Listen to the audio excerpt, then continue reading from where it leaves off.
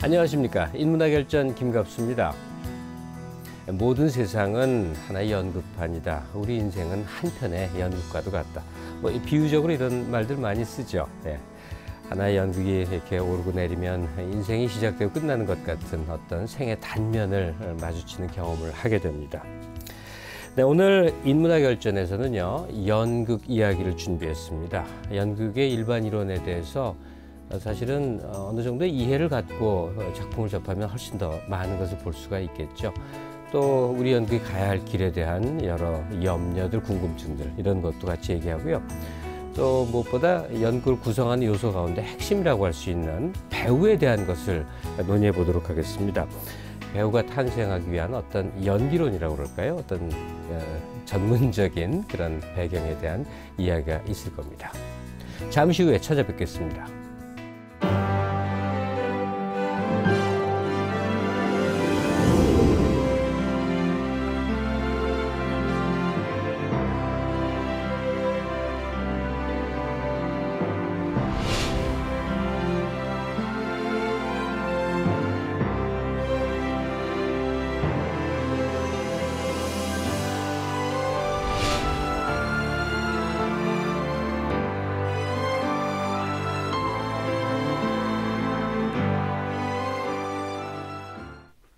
네, 극단 서울공장을 통해서 세상에 표현하고 싶은 말을 말하고 있는 분입니다. 서울예대 연극과의 임형택 교수 모시겠습니다. 선생님 안녕하세요. 안녕하세요. 네.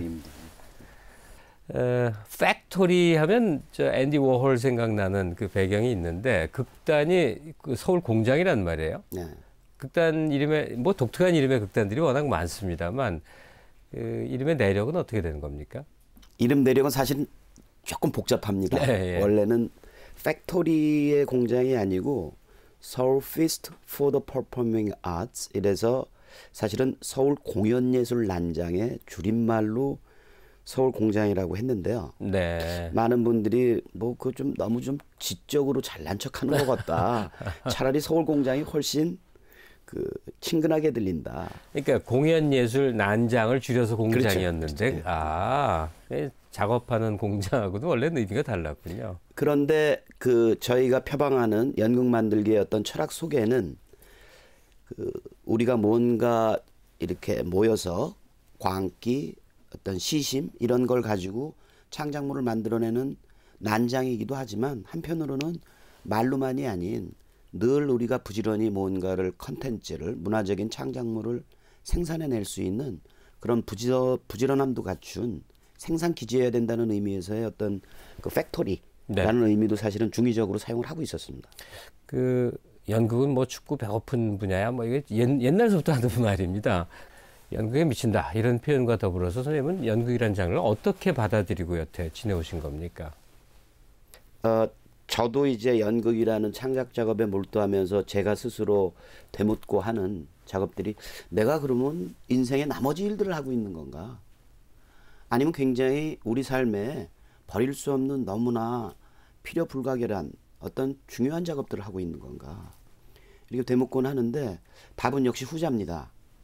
이게 우리가 시간이 남을 때 하는 것이 아니고 우리 삶의 공기처럼 이것이 없으면 내 삶이 끝내는 삶으로서 완성되지 않는 듯한 그런 창작 과정에 포함되고 있다는 생각이 들면 이게 그 단순히 미친다는 게 아니고 삶에 꼭 있어야 될 작업에 내가 나 자신을 투여하고 있다는 생각이 드니까 그런 의미에서는 미쳐가는 과정이 전 제대로 된 과정이라고 보고 있습니다.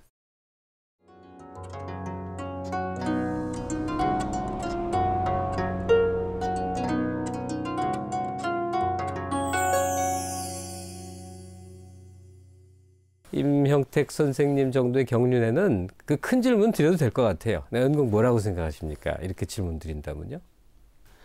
늘 제 가슴에 남아있는 아주 근본적인 것은 연극은 만남이다 라는 그 분들의 많은 분들이 이제 말씀을 하십니다.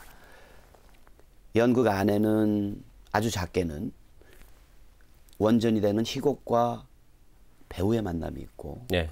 사실 가장 근본적으로 중요한 만남은 무언가 갈망을 하는 관객들과 거기에 얘기를 혹은 모습을 보여주는 배우들이 있고 그 안에는 배우와 배우의 만남이 있고 배우와 연출의 만남이 있고 작가와 관객의 만남이 있고 이 수많은 만남의 요소들이 얽혀지면서 거기서 때로는 감동 어린 어떤 얘기나 어떤 몸짓이 탄생하기도 하고 어떨 땐 좀 이해 못하는 어렵고 지루한 얘기가 만들어지기도 하고 그런데 그럼에도 불구하고 역시 남는 가장 본질적인 요소는 만남이 아닐까. 그 배우의 연기는 어떤 맥락으로 우리가 이해해야 되는 겁니까? 그냥 연출가가 지시한 대로 또 희곡이 기본적으로 안고 있는 내용대로 그냥 하는 건 아닐 거고 말이에요. 예, 배우가 뭘 하는 역할인지요? 아마 연극의 본래 기능이 그랬듯이 실은 연극의 어떤 출발점이 신의 말씀을 조금 들어보자. 우리가 사냥을 해야 되는데 도대체 무서워가지고 못하겠다. 농사를 지어야 되는데 비가 너무 오니 도대체 수확할 게 없다. 모여가지고 도대체 저분의 말씀도 좀 들어보고 그러고 싶은데 이게 그냥 하면 너무 지루하고 사람들도 잘 호응을 안 하니 이거를 조금 이렇게 사람의 역을 나눠보기도 하고 조금은 거기에 어떤 스토리텔링, 얘기의 요소를 넣기도 하면서 사실은 연극에서 배우라는 것이 탄생을 하고 그렇다 그러면 배우는 사실은 신과 인간, 절대적인 존재와 그거를 갈구하는 어떤 존재의 중개자 노릇을 했던 거거든요. 예. 그런다고 그러면 이 사람은 그냥 무언가를 보여주는 존재가 아니고 신의 말씀을 정말로 그거를 받으려는 사람들에게 진솔하게 전달할 수 있는 마음과 몸의 능력이 있어야 되고 관객들도 거기에서 그 말을 진심으로 전달받기 위해서는 이 사람이 허위로 뭔가를 보여주는 것만으로는 충분하지 않았다는 거죠. 최초의 배우는 샤먼이거나 무당인 셈이네요. 그렇죠. 접신의 경지에서 뭔가 사람들에게 이제 신의 경지를 전달해주는 그런 의미인데 그 신의 시대를 넘어와서 이제 인간의 사회에 있어서는 뭔가 메시지를 전달한다는 의미가 되는 겁니까? 그 메시지를 전달할 때 예. 이를테면 그거를 보여주기만 하는 기능들은 다른 여타 장르에서 많이 하고 있다는 거죠. 예. 뭐 우리 쇼를 할 수도 있고 그렇죠. 또 전시를 할 수도 있고 만남이라는 게 가장 본질적인 이 연극이라는 이 판에서는 배우들이 그 말을 전달할 때 그냥 보여주는 것이 아니고 말하자면 나눈다의 개념. 이렇게 쉐어링을 한다. 내 마음의 진심의 한 조각을 제가 대리해서 여러분과 나눕니다라는 그런다고 치면 그냥 단순히 춤추고 노래할 수 있는 기능적인 면만이 아니고 그분의 정서적인 것, 마음의 가짐조차도 어떻게 보면 신과 인간의 중간점에 설 수 있는 그런 어떤 성스러운 배우의 그런 개념이 요구된다고 봅니다. 예. 하긴 진정이 담겨야죠. 예. 예. 아유, 어쩌다 저도 연극을 자주는 못 봅니다. 좋아하는 하는 편에 속하는데.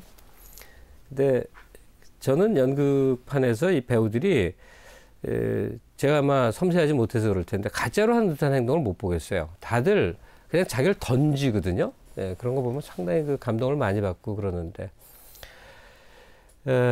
이제 조금 더 연극에 대한 공부를 하면서 질문을 드리도록 하겠습니다. 우리 레파토리란 이제 용어를 많이 씁니다. 뭐 작품이겠죠. 어떤 작품들. 근데 뭐 레파토리 연극 이런 식으로 용어화 시키는데 그건 어떤 의미가 되는 겁니까?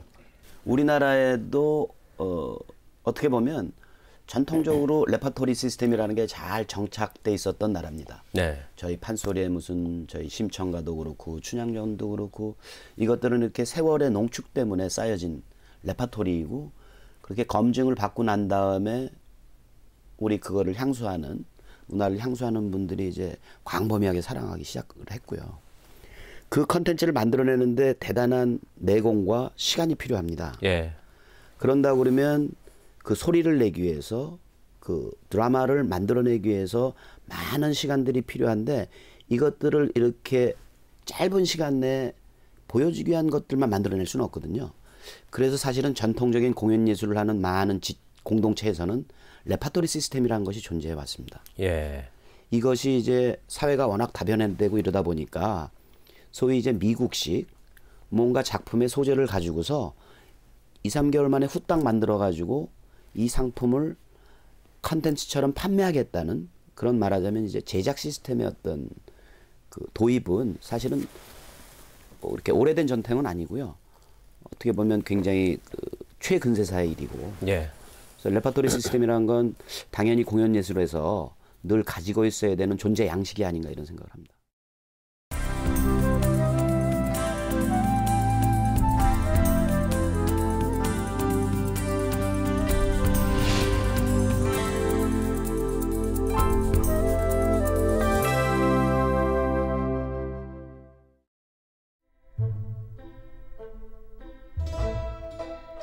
인문 사상을 농축한 인문어가 모여있는 사전, 인문어집. 오늘의 인문어집, 레퍼토리. 특정한 극단이 몇 개의 연극을 교대로 공연하는 형식. 특정한 극단 안에 여러 배우들이 있다. 배우들은 훈련을 통해 몸과 마음을 열고 신체와 소리를 통해 역할을 표현한다. 배우와 배우의 소통 속에서 훈련은 더욱 빛을 발한다.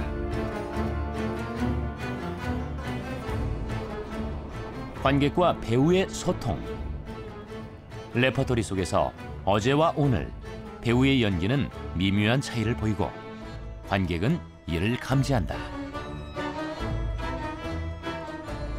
관객과 배우, 바로 그 소통을 중시한다. 바로 그 만남을 중시한다. 오늘의 인문어집, 레퍼토리. 레퍼토리 연극으로 배우도 관객도 서서히 성장한다. 우리의 연극도 함께 성장한다. 근데 지금 말씀 중에 미국식 연극이라는 표현을 쓰셨어요. 근데 이제는 미국이 뭐 유럽의 아류를 벗어나서 독자적인 문화권이 된 지 너무나 오랜 세월이 흘렀고요. 그래서 우리도 좀 명료한 개념 인식이 좀 필요할 것 같아요. 도대체 미국식 스타일이 뭔지, 또 그것과 구별되는 유럽형 스타일이 어떻게 다른 것인지, 요 연극에서는 어떻게 그걸 구분합니까? 미국도 이미 뭐 우리가 이제는 미국식이다, 영국식이다를 뭐 구별하는 시대들이 이제 넘어서졌지만 예, 예. 그럼에도 불구하고 이 지역적인 특성, 문화적인 특성 때문에 공연 예술에서 대체적으로는 미국은 어떤 극단이라든가 동인제 창작 집단에 의한 제작 양식보다는 작품의 소재를 가지고 거기에 필요한 제작비를 만들어서 필요한 배우들을 모집을 해서 이제 만드는 소위 말하자면 이제 프로듀싱 시스템이 일종의 뭐 흥행 시스템이군요. 그렇죠. 예. 그런 게 이제 그 주류를 이루고 있고요. 예. 유럽의 많은 국가들은 지자체를 중심으로 시립 혹은 공립의 공공의 극장이 있어서 거기에서 한 공동체에서 필요하라 하는 문화 컨텐츠를 매년 정기적으로 생산을 해내고 그걸 해낼 수 있는 배우들과 어떤 스태프들이 미리 모집이 돼 있어서 고용이 되어져 있어서 늘 어떤 같은 레파토리를 재생산을 하기도 하고 새로운 레파토리를 계획에 의해서 만들어내는 이런 그 시스템, 소위 말하자면 레파토리에 의한 제작 시스템을 가지고 있죠. 지금 그러니까 얘기한 미국식이다, 유럽식이다가 바로 우리 한국 사회 예술계에서 벌이고 있는 갈등과 딱 맞아 떨어지는군요.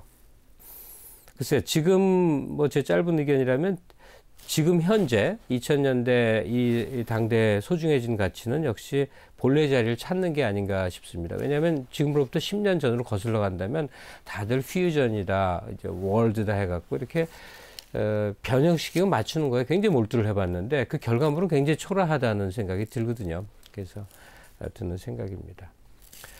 자, 이제 연극론으로 들어가기 위해서 좀 이제 이론적인 공부를 할 필요가 있겠는데 이명택 선생님이 특정 연출가, 외국의 연출가의 연기 이론을 직접적으로 소개도 하고 뭐 번역도 하고 그러신 게 있더라고요. 앤 보가트라는 인물이던데 어떤 사람인지 좀 구체적인 설명을 해주시죠. 미국의 연출가고요. 네.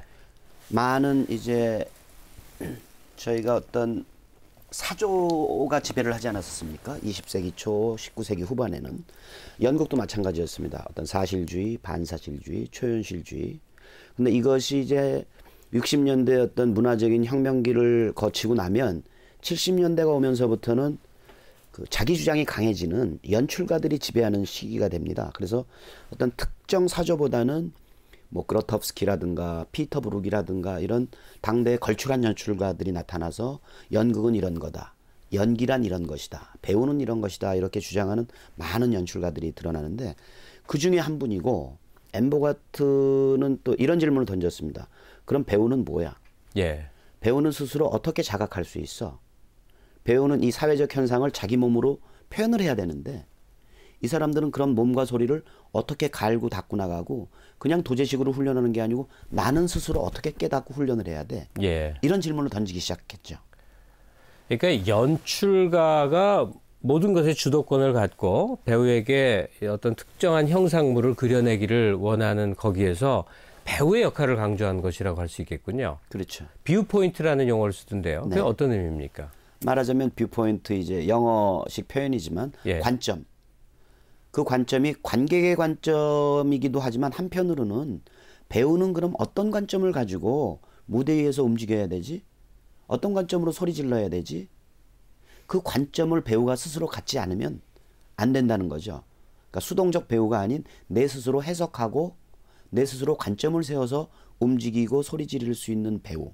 그 배우의 중요성을 강조하기 시작을 했죠. 그럼 뷰 포인트는 1차적으로는 배우가 자각해야 되는 자기 행위의 어떤 주체성이라는 측면에서 배우가 먼저 자각해야 되겠지만 연출자도 그에 대한 상당한 이해가 있어야 되는 거겠군요. 그럼요.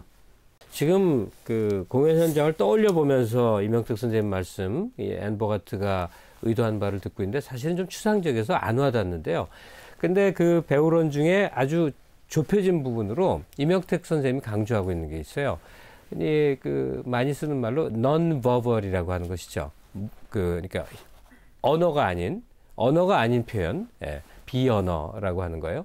그러니까 비언어적 요소가 상당히 중요한 것이다. 강조하고 계신 걸로 알고 있는데요. 근데 원래 공연 예술의 본질에는 우리가 놀고 춤추고 노래하고 그 중에 말은 일부분의 요소였었거든요. 사실은 보다 진솔한 어떤 드러냄, 우리 사회의 주제를 보다 신나게, 신명나게 나누기 위해서는 사실은 언어라는 그 범위가 훨씬 더 확장될 필요가 있습니다. 우리가 흔히 얘기하는 일상생활에서의 대화만이 아닌 절규, 웃음, 울음, 노래, 춤짓거리 이런 모든 우리가 언어라고 정의할 수 있는 많은 것들이 확산되면 그래서 비언어가 아닌 언어의 확장이죠. 그게 연극의 본질이 돼야만 되는 게 아닌가라는 생각을 하고요. 그리고 지금 얘기하는 비언어, 그래서 언어를 무시한다가 아닌 그런 공연이 반드시 필요하고 그런 본질이었다고 생각을 합니다. 실제 연극 작품 이제 봐야 그래야 와 닿을 수 있는 것 같아요. 그냥 마음속으로 추리만 해보겠는데요. 어쨌든 이게 배우론인 거죠. 그렇죠. 배우가 어떻게 해야 되는 것이냐에 대한 집중된 얘기일 텐데 제가 개인적으로 좋아하는 배우 뭐 예를 들면 문소리 씨 같은 경우인데 문소리 씨가 참 작품마다 이렇게 편차를 보이는 걸 느낍니다. 그러다 최근에 이 홍상수 감독의 하하하라는 작품을 보면서요. 조문경입니다. 한 배우가 물이 오르면 그냥 어떤 경지를 넘어서 버리는구나 해갖고 경탄을 하다 못해 이렇게 그냥 넋을 잃었던 그 체험이 있습니다. 저게 과연 글쎄 세월이 주는 경륜의 힘인 것인지 본인이 특별히 이 작품을 위해서 더 많은 시간의 노력을 들인 것인지 아예 타고난 건지 이렇게 좀 혼란스러울 때도 있는데요. 좋은 배우는 어떻게 해서 탄생하는 거죠?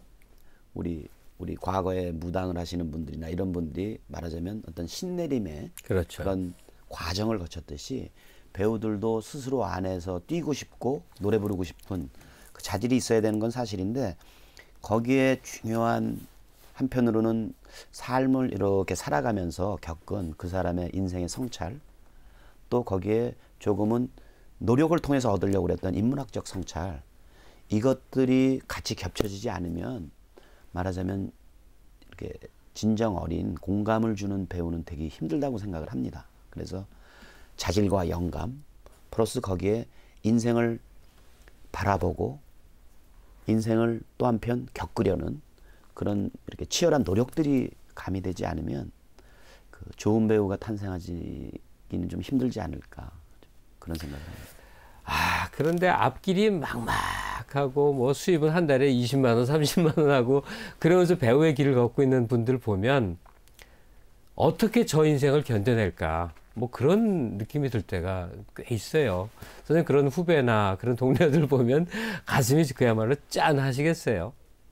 근데 제가 제자들한테 혹은 단원들한테 하는 말이 있습니다. 우리 사회의 모든 가치의 어떤 기준이 화폐라는 걸 생각하면 네가 안쓰럽기도 하다. 근데 만약에 우리 사회의 어떤 여러분의 시간, 여러분의 에너지를 투여하는 그거에 대한 보상이 화폐가 아니고 또 다른 거라고 그러면 우리가 인정할 만한, 우리 사회가 존중해 줄 만한 또 다른 가치가 있다고 그러면 그것이 예술적인 창작 어떤 희열이 됐건 혹은 그 창작물들이 남에게 주는 화폐로 보상은 못 줄지라도 어떤 자그마한 기쁨, 자그마한 만족감을 줄 수 있다고 그러면, 그리고 그게 존중되는 세상이라고 그러면 우리가 화폐 몇 푼이 없어서 이렇게 괴로워하고 창피해하는 이런 사회가 되지는 않았으면 좋겠다. 그리고 너희들 주위를 둘러봐라. 연기를 하면 꼭 스타가 돼야 되니? 그래서 보상받는, 화폐로 보상받는 게 다할까? 혹은 내 연기를 통해서 조금은 기쁨을 느끼는, 조금은 울 수 있는, 조금은 허허 털어버릴 수 있는 여러분 주위에 어머님, 아버님이 계시고 동료들이 있다고 그러면, 그럼 화폐로 보상받는 너의 삶보다 조금은 더 우리가 나은 삶을 살아가고 있는 거 아니냐. 예. 그런 좀, 이건 위로의 말이 아니고 어떻게 보면 연극의 존재의 가치에 관한 그런 말을 던지게 돼요. 아마 많이들 그 문제로 갈등하고 고민하고 존경조차 받지 못하는, 그리고 자기가 자부심조차 느낄 수 없는 듯한 이 세태 앞에서 얼마나 힘들까 하는 생각이 듭니다. 근데 이 세태가 끝까지 가지는 않을 것 같아요. 지금 화폐 가치라고 말씀하신 거에 극한까지 가다가 어느 순간 이게 다는 아니었구나 하는 거대한 사회적 자각, 거대한 전 인류적 자각 같은 게 좀 있지 않을까 하는 기대도 하게 됩니다. 그래서 그 화두를 제가 연극 안에서 어떻게 하든 드러내서 고민을 해보고 우리가 이렇게 살아가야 돼? 작품이 그걸 보여줘야죠. 예, 그러려고 노력을 합니다. 예.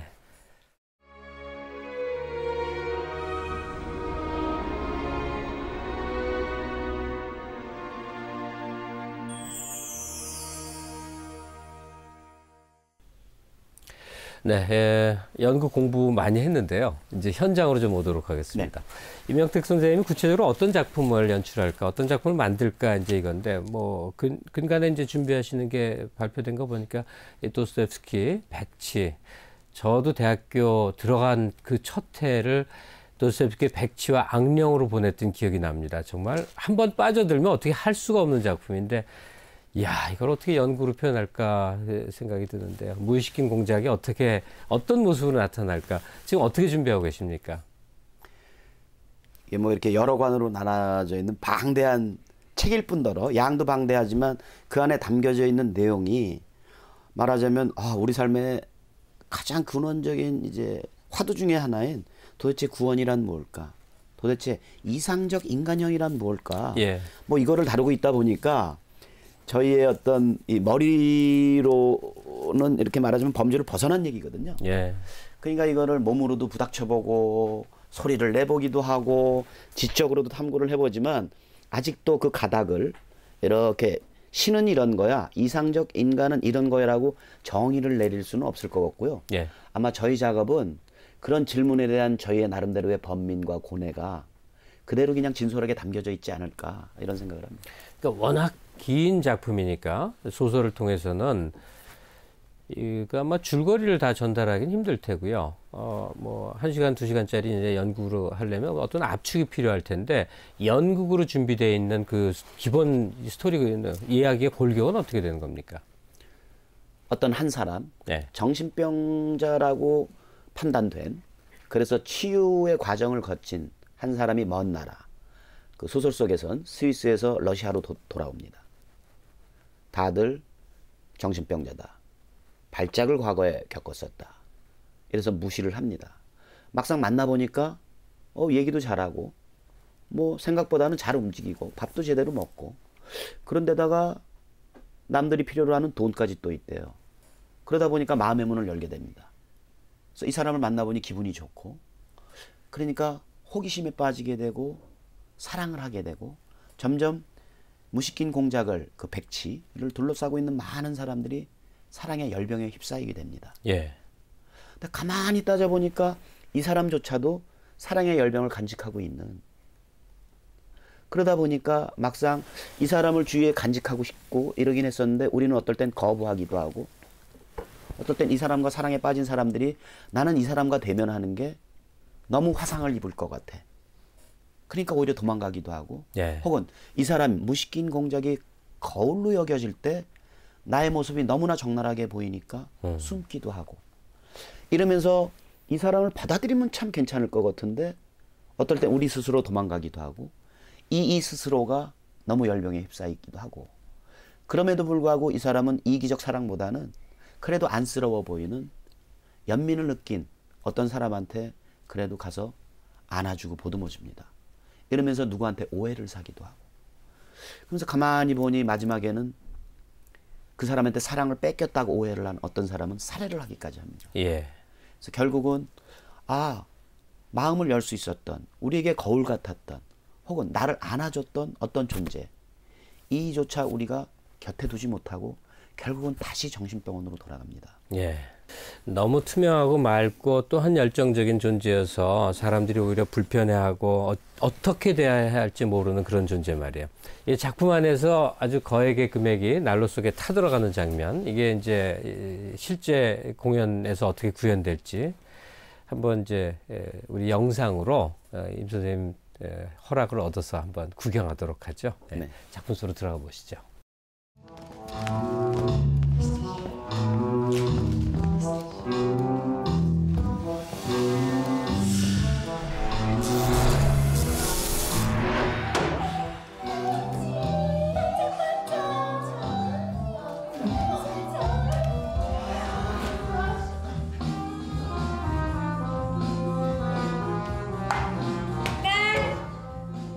오늘 여러분들이 무슨 대답을 듣고 싶어서 이 자리에 와 있는지 알아요.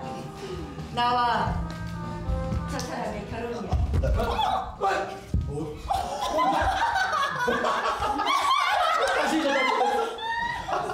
누구세요?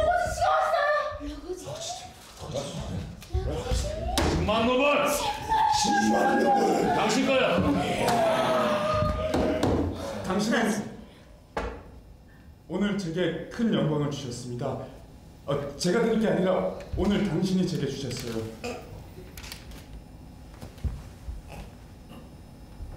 전 당신을 평생 존경하며 살겠습니다. 새로운 커플이 탄생. 네, 그렇죠.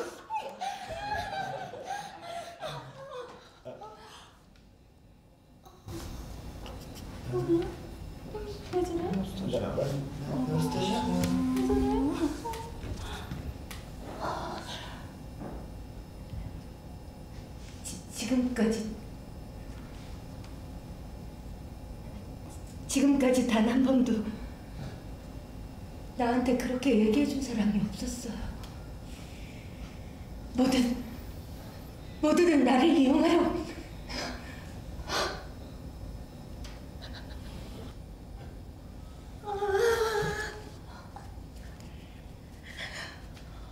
난 사랑받을 자격. 난 사랑받을 자격. 여기 10만 원.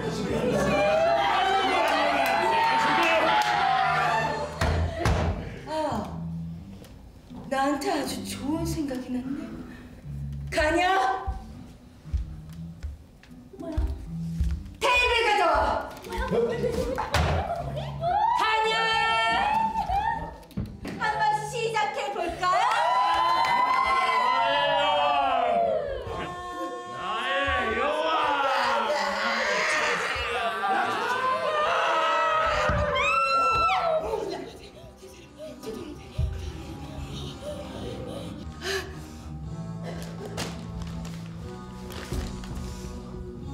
이 돈 이제 전부 저 사람 거야. 자, 전부 다 저 사람 거야. 나의 여왕이야! 그래요. 이제 날 어디로 데리고 간다고요? 궁전으로! 나의 여왕! 나의 천사! 나의 여왕!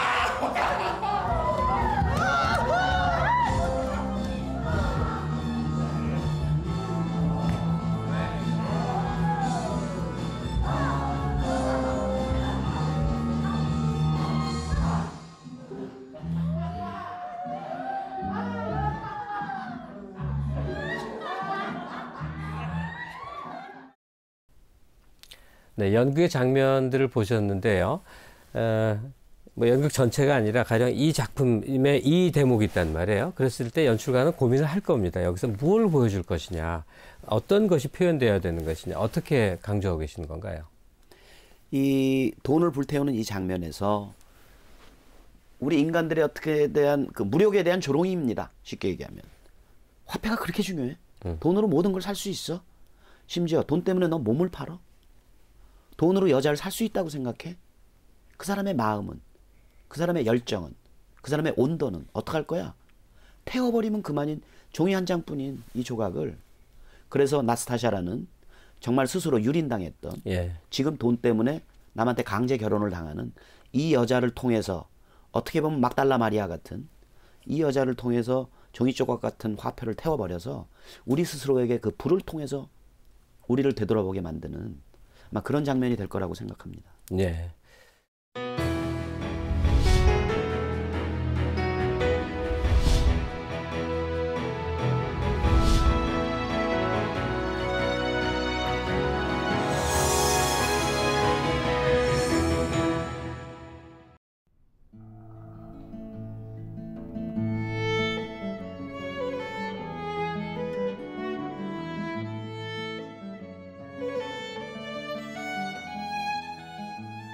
당신 백치 맞죠? 백치니까 그렇게밖에 행동을 못하는 거죠. 어쩌면 당신은 도스토옙스키의 또 다른 모습. 미시켄, 당신의 모습을 통해 도스토옙스키는 무엇을 보여주고 싶었던 걸까요? 백치. 세상을 알되 겉핥기가 아닌 그 속을 알 수 있는 백치. 사람의 말 속에 굵게 자리한 말의 뼈대를 볼 수 있는 백치. 상처는 나만이 받을 수 있다고 생각하는 백치. 그런 걸 보여주고 싶었던 게 아닐까요? 하하하하. 도스토옙스키는 절대적인 것을 추구하는 듯해요. 그리고 그 절대성 안에 깃든 또 다른 절대성을 우리에게 보여주죠.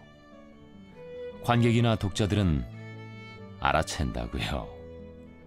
그리고 책을 덮고 나서 연극 공연장을 나와 이렇게 외치죠. 그래서 뭐 어쩌란 거야? 하하. 허공은 관객들의 입을 통해 쏟아져 나온 이 말들로 가득해집니다. 이명택 교수님, 그 말들을 들을 줄 아는 당신이라면, 읽을 줄 아는 당신이라면 난 당신을 존경할 수 있어요. 당신이 사람 마음을 안다는 것이니까요. 근데 뮤시켄, 당신이 도스토옙스키의 분신이라면 당신이 그 대신 말을 해주었으면 좋겠어요. 구원이 무엇입니까?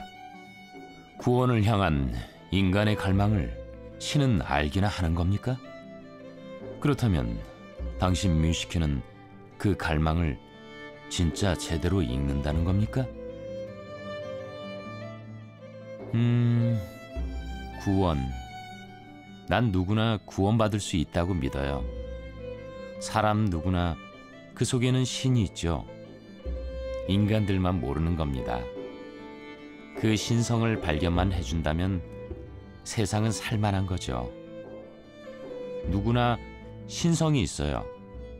누구나 신입니다. 자신과 다르면 사람들은 백치라고 하죠. 마을마다 사람들이 자신의 카테고리에서 삭제해버린 백치가 있었습니다. 그런데 사람들은 자신의 필요에 따라 그들을 다시 불러들여요. 마을에 온갖 굳은 심부름을 시키고 자신들이 할 수 없는 더러운 일들은 그들에게 시켰지요. 그들이 소를 닮은 순한 눈빛으로 묵묵히 일을 해내는 모습을 뒤에서 바라보며 킥킥대곤 하지요. 이 백치 녀석 하면서 말입니다. 눈만 봐도 달라질 텐데요. 풀만 먹은 짐승의 눈은 그 안에 슬픔과 서러움이 있습니다. 미움이 없어요. 누군가를 미워하기보다 생명으로 태어난 스스로의 서름에 기대 묵묵히 일만 하는 것이죠. 그 눈을 보면 달라질 겁니다. 네, 미시킨, 당신은 그 눈을 볼 수 있어요. 어둠 속에서도 당신은 그 눈 속에 진심을 보고 있어요. 밝은 태양 아래 아무도 감지할 수 없는 진실을 당신은 알 수 있죠. 마치 나스타샤라는 여인의 참모습을 봐버린 것처럼 말입니다. 임 교수님, 이제 숨이 찹니다. 그녀만 생각하면, 아니 그녀 주변의 많은 이들을 생각하면 숨이 차요. 제가 보는 많은 것들을 보여주고 싶어요. 찬 얼음 아래 뛰노는 생명을 보여주고 싶어요. 그 생명의 눈부심을 보여주고 싶어요. 네, 뮤시킨. 당신의 마음을 가진 사람들, 당신의 눈을 가진 사람들이 많았으면 좋겠습니다. 제 연극 속에서 진짜를 볼 줄 아는 관객들, 아니 우리 배우들의 연기 속에서 진짜를 발견하곤 탄식을 자아내는 관객들, 그들이 많았으면 좋겠습니다. 관객의 눈이 당신의 눈을 닮았으면 좋겠습니다, 뮤시킨. 그래요. 그때부터 구원은 시작되는 것이겠죠. 그때부터 우리 안의 신은 서서히 기지개를 펴겠죠. 교수님, 들리죠? 그들의 순한 숨소리가. 네, 들려요. 들립니다. 숨소리가, 순한 숨소리가, 신의 목소리가.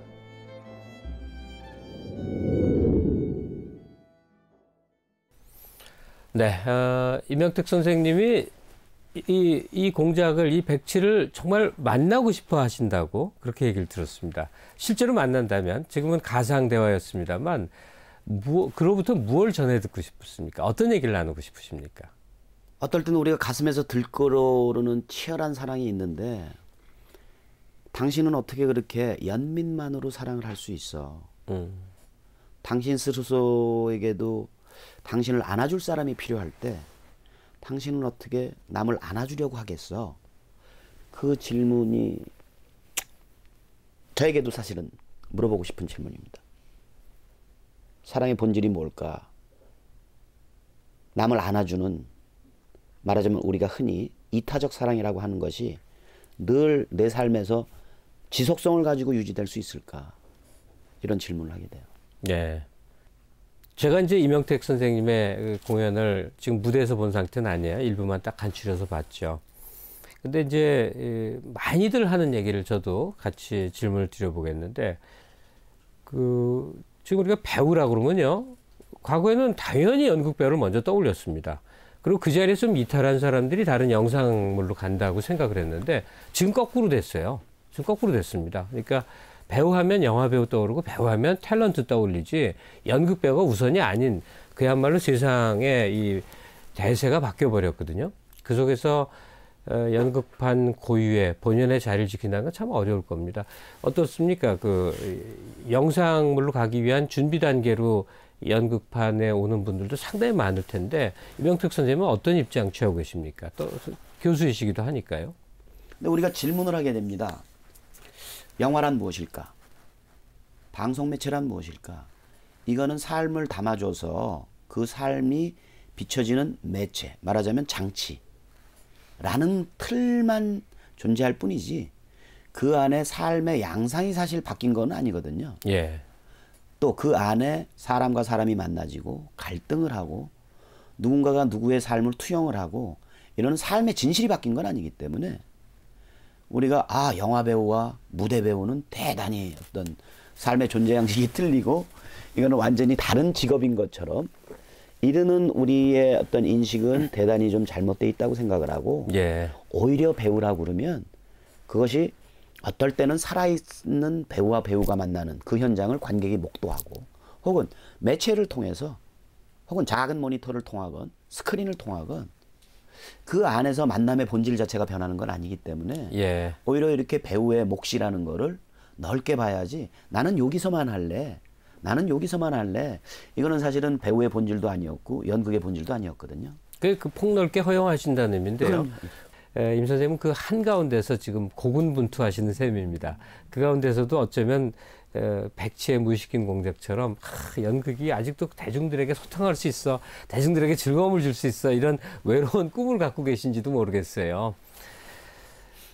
마무리 말씀으로 부탁을 드리겠습니다. 연극이 무엇을 줄 수 있는지, 그냥 연극 애호가들 말고요.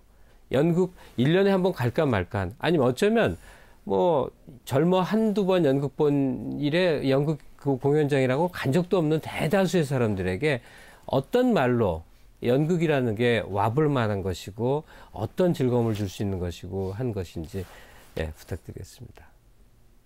제 주위의 동료들이 그런 말을 가끔씩 합니다.